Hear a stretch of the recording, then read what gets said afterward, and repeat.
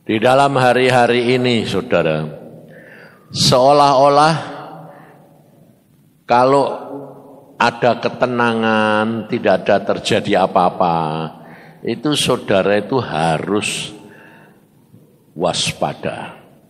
Karena apa? Karena kejadian-kejadian yang akan terjadi ini tidak ada dan tidak dapat diprediksi. Artinya diduga-duga. Sampai ramalan-ramalan cuaca pun tidak bisa mengerti. Jadi sampai setan sendiri, tukang ramal sendiri pun tidak bisa mengerti. Karena dikatakan bahwa nanti tahun 2012 blank, semuanya tidak bisa dilihat. Nah, itu tanda-tanda bahwa akan terjadi sesuatu yang manusia tidak boleh mengerti. Nah, padahal Tuhan Yesus sendiri sudah ngomong, kalau aku nanti datang sebagai mau mengangkat engkau, tidak ada seorang pun yang tahu tepatnya, waktunya, timingnya. Maka dari itu, sementara kita ini masih tahun 2010, kita ini sedang dilatih. Makanya seorang hamba Tuhan yang dari Korea itu yang dapat pernyataan Tuhan bahwa Tuhan nanti datang tahun kira-kira tahun berapa, cucunya umur berapa. Setelah ditunggu tahun 2009 itu dia jujur katakan, aku kecewa Tuhan. Ternyata engkau sudah janjikan, engkau firmankan, kok enggak kejadian. Nah, ini loh saudara. Karena apa? Karena dia pada waktu mendapatkan pernyataan daripada Tuhan itu, ditangkap menurut kepikiran kita. Padahal Tuhan itu tidak bisa dimengerti. Saya ngalami sendiri. Terutama tentang istri saya, mau mati tidak jadi, mau mati tidak jadi. Lalu orang ngomongannya bilang apa? Oh itu bohong. Ya. Sebab saya ngalaminya itu tidak cuma sekali. Umur 40 mau mati, tidak jadi. Terus 50 tidak jadi lagi. 60 tidak jadi lagi. 70 tidak jadi lagi. Lah, terus terang kalau tidak jadi, yang seneng siapa? Saya toh. Nah, kenapa orang lain kok malah marah-marah? Kan lucu toh ya. Lah, seandainya jadi apa enggak? Lah, apa urusannya buat mereka? Ini loh saudara. Dari situ kelihatan sikap kita, hidup kita ini menjadi pengikut Kristus.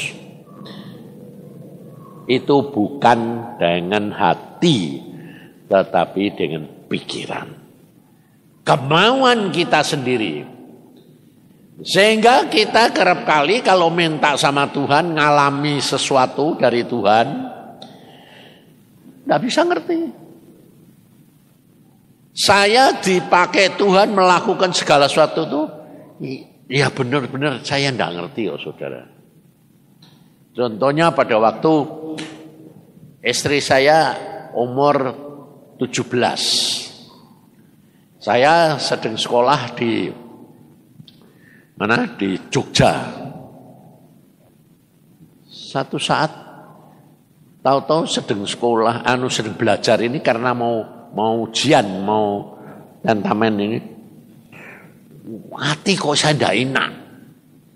Wong mau ujian, tapi yang kebayang-bayang kok pacar. Aku sampai, waduh ini kenapa? Saya periksa diri saya sendiri. Kangen ndak? Kepingin apa enggak? Kenapa ini? Wong aku ini mau belajar, mau tentamen. Kok masuk terus dia? Lalu habis kayak gitu saya kan belum tahu apa yang terjadi. Saya cuma ngomong sama Tuhan gini. Kenapa sih Tuhan? Ini psikiat ini kok muncul terus dia depan pikiranku. Aku ini mau ujian. Kok dia muncul kenapa? Baru Tuhan ini jawab. Kekasihmu sakit. Lah, aku terus langsung nih, ya sakit ya biasa toh Tuhan.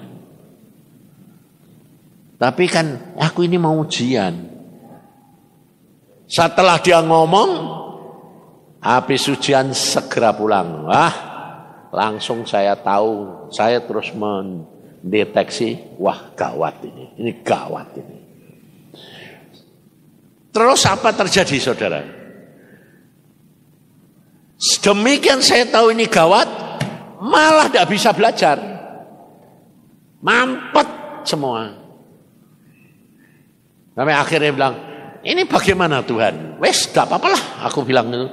Aku mau pergi tes. Habis tes, wes siap-siap. Saya naik sepeda motor, pulang. Cepat. Jadi saya tes itu tidak bisa apa-apa, tidak bisa belajar apa-apa. Ngerti tidak? Karena memang ya terganggu. Tapi saya tes gitu. Dapat saya mau kepengen cepat-cepat pulang. Dapat giliran orang yang ke-10 lagi. Dan memang setiap hari itu tesnya orang 10. Satu orang setengah jam. Waduh. Aku bilang, sebab pikiran saya sudah pasti tidak lulus lah. Wes tidak bisa, pokoknya tidak bisa. Justru saya punya pikiran gitu. Jadi saya orang ke-10. Lalu yang satu keluar lulus. Tidak. Sebab model saya zaman itu tuh tes 10 pertanyaan, 1 tidak bisa, out. Jadi ada yang ditanya 1, 2, 3 tidak bisa, out. Lah saya loh belum setengah jam kamu keluar tidak lulus. Tidak lulus. Kenapa? Apa sih tanyaannya yang kamu tidak bisa? Tanyaan ini. Yang lain ngomong, aku ya tidak bisa. Jadi aku tanya gitu tuh aku ya tidak bisa. Apa sih jawabannya? Lah aku jawabnya salah kok. Sing nyeletuk, sing nomor 9. Oh itu jawabannya gini. Itu gampang itu. Ya. Nomor 2, nomor 3. Sampai nomor 9 tidak ada sing lulus. Lah saya pikirnya kan senengnya apa? Senasib. Sebab aku pasti tidak lulus. Saya tahu bahwa tidak bisa belajar. Dan tidak belajar gitu loh. Nah kebayang-bayang sayangi, lah piye ya komentar. Ya wes ngono. Nomor 9 keluar, enggak bisa lagi. Enggak bisa, terus saya bilang, waduh, aku justru ditanya yang aku enggak bisa. Terus yang nomor 1 bilang, oh justru aku bisa itu. Lah ya, tapi aku enggak bisa ya wes. Nah, sebelum saya masuk, saya sampai sempat tanya jawabannya yang enggak bisa nomor 9. Apa jawabannya apa? Ini gampang ini. Buat kamu gampang. Buat aku enggak ada sing gampang, aku bilang. Terus saya masuk. Saya masuk telat sedikit. Kenapa kamu enggak masuk-masuk? Ya aku enggak ngomong. sedang tanya jawaban. Ya enggak tahu ya. Aku nih, maaf Pak Dok, aku agak jalannya pelan-pelan. Sebab pikirannya kalut. Saya ngomong kalut, memang kalut toh. Dia bisa ngomong gini. 9 temanmu itu udah ada 1 yang lulus. Jadi aku sekarang tanya kamu, yang tidak lulus mereka 9 itu kamu bisa jawab enggak? Lah lucu toh. Lah itu saya ngaku tadi barusan dikasih tahu. Jadi dia nomor 1 ini, nomor 2 itu tanyaan itu urutan nomor 9. Lah aku ya bisa semua toh. Wong dia yang ngajari. Jawabannya. Aku sampai gini, loh kok aneh sih Tuhan. Nah aku yang buat toh supaya dia tanya yang kamu bisa, sudah dapat tahu. Oh, engkau tuh memang aneh-aneh oh, Tuhan. Nomor 10 aku bilang, lah nomor 10 aku udah bakal iso toh Tuhan. Terus dia bilang gini, justru sing nomor 10 itu tak suruh tanya sing kue bisa. Sing kue gak bisa gak bakal ditanya. Bener nomor 10. Sing aku iso. Lulus. Satu-satunya yang lulus. Bayangin. Keluar. Kamu lulus? Lulus. Kok kue kok ajarnya teko ndi? Dari jawabanmu. Dari jawabanmu 1 sampai 9. Lu kok bisa gitu? Ya enggak tahu. Jadi kamu ditanyain yang kita enggak bisa. Iya. Ya pantesan kok bisa wong kita sudah jawab orang 10. Aku bilang, lah itulah anugerah. Makanya teman-teman saya itu saudara, kalau ngecap saya apa? Pendeta.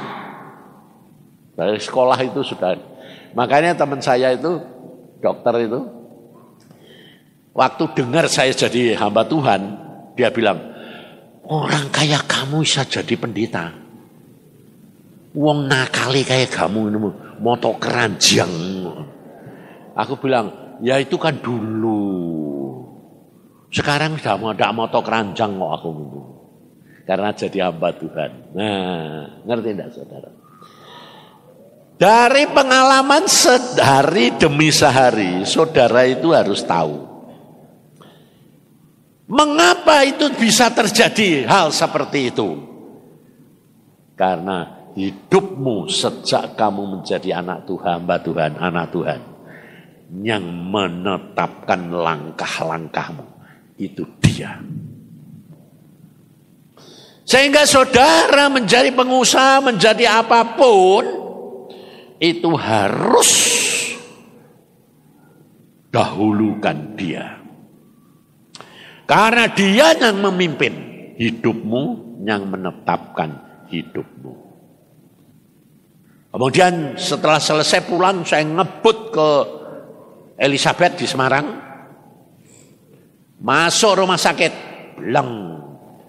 langsung ketemu tante-tantenya kumpul di situ.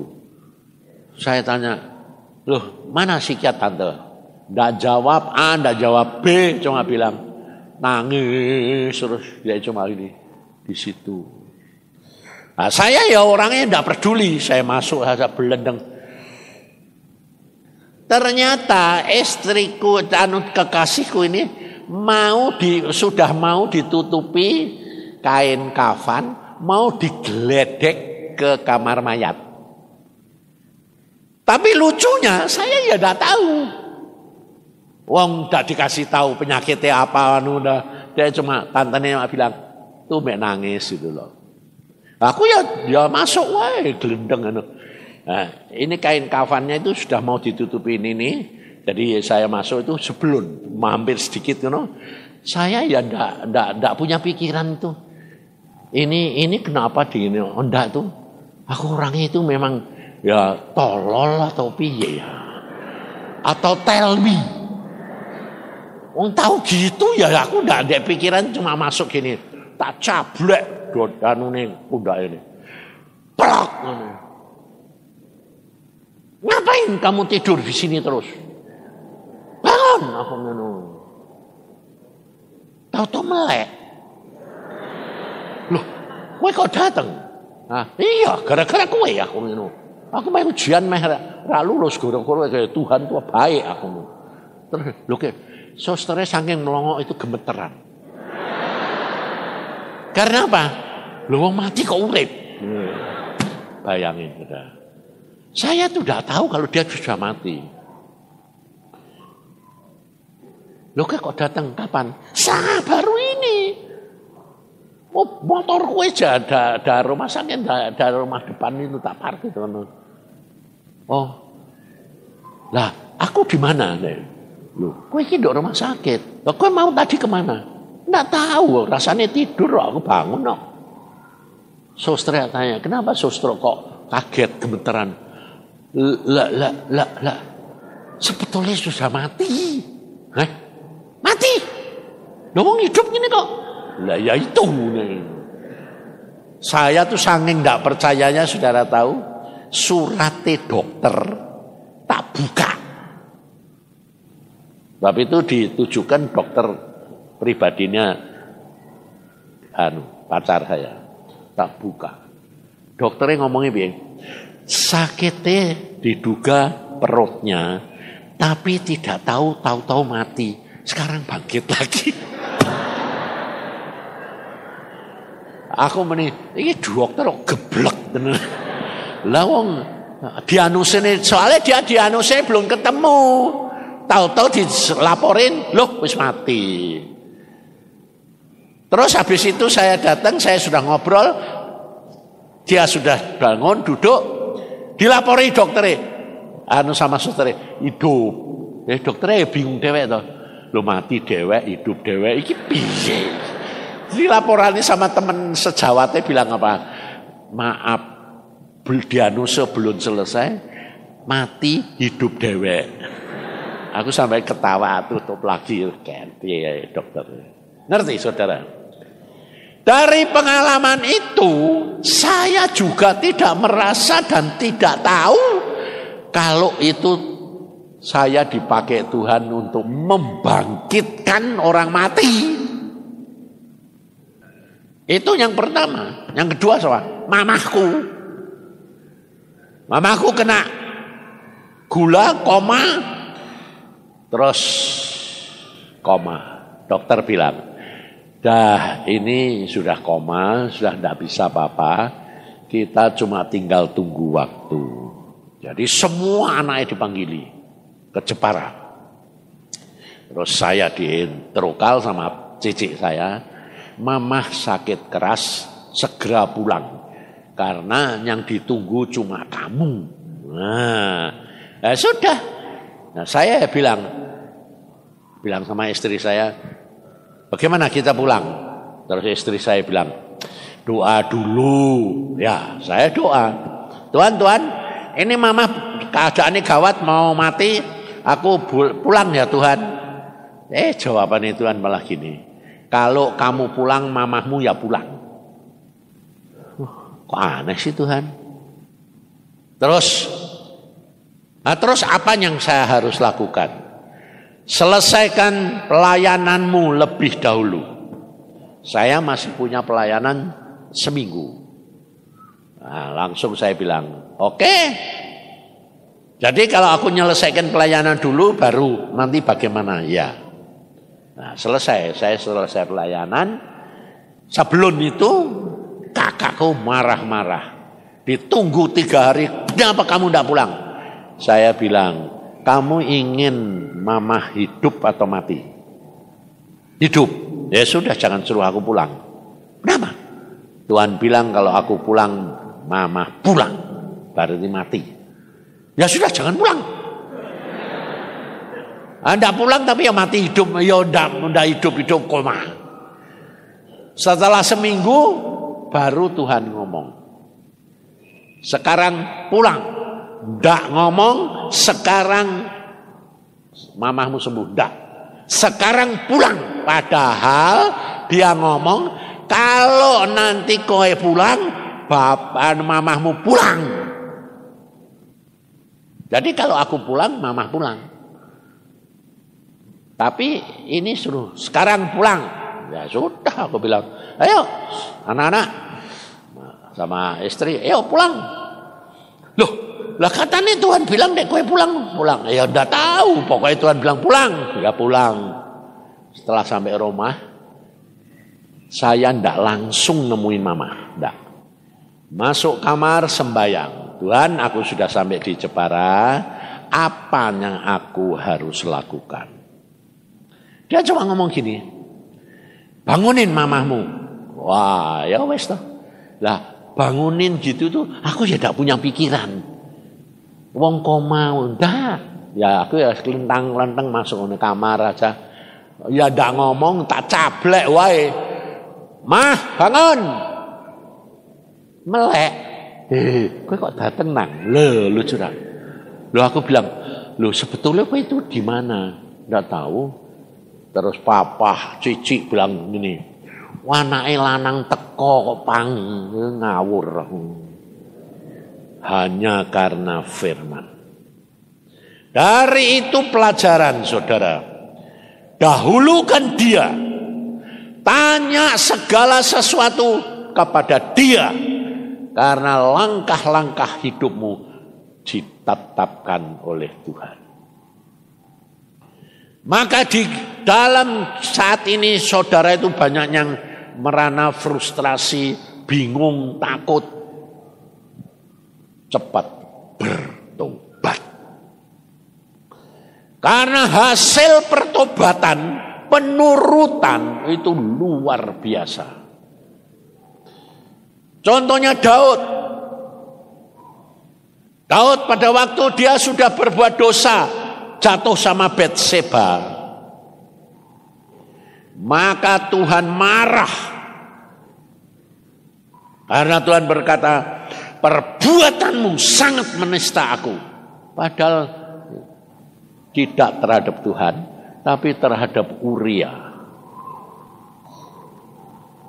Itu sangat menista, kata Tuhan. Dan Daud harus mendapat hukuman. Tuhan mengatakan, pedang mulai hari ini pedang tidak lewat, tidak pergi dari keluargamu. Absalom sama Amnon bunuhan. Tamar diperkosa oleh kakaknya Amnon. Bayangin saudara. Itu hasil karya kesalahan Daud. Demikian juga perusahaanmu, demikian juga usahamu, demikian juga hasil perbuatan kamu. Kamu itu harus bayar. Terima, akui, memang kamu salah. Lalu Tuhan berkata melalui Nathan, anak yang dilahirkan Batseba, aku tulai, jadi kena kutuk. Dan dia harus mati. Lalu Daud bertobat minta ampun sama Tuhan. Lalu dia doa puasa. Lalu pada waktu dia doa puasa, semua pegawainya memperhatikan, tidak mau tidur di tempat tidur, maunya di lantai. Tapi setelah puasa berapa lama, pegawainya bisik-bisik. Dia tahu, wah anaknya mati. Terus dia tanya, sudah mati? Sudah Tuhan. Ya, bangun. Lalu dia mandi, urapan, terus makan. Pegawai ini bingung loh. Waktu sakit puasa, mati malah makan. Bingung. Gak ngerti soalnya. Tapi Daud ini hatinya karena melekat sama Tuhan. Dan dia cinta kepada anaknya. Dia berkata, aku puasa itu minta kemurahan Tuhan. Siapa tahu Tuhan mau mengampuni dan anak itu sembuh. Tapi kalau aku sudah 2 puasa dan ternyata mati, buat apa aku puasa terus? Wong aku ya tidak bisa bangkitin orang mati. Nah, jadi tindakan Daud itu seolah-olah kan aneh. Dan ternyata Tuhan ya begitu.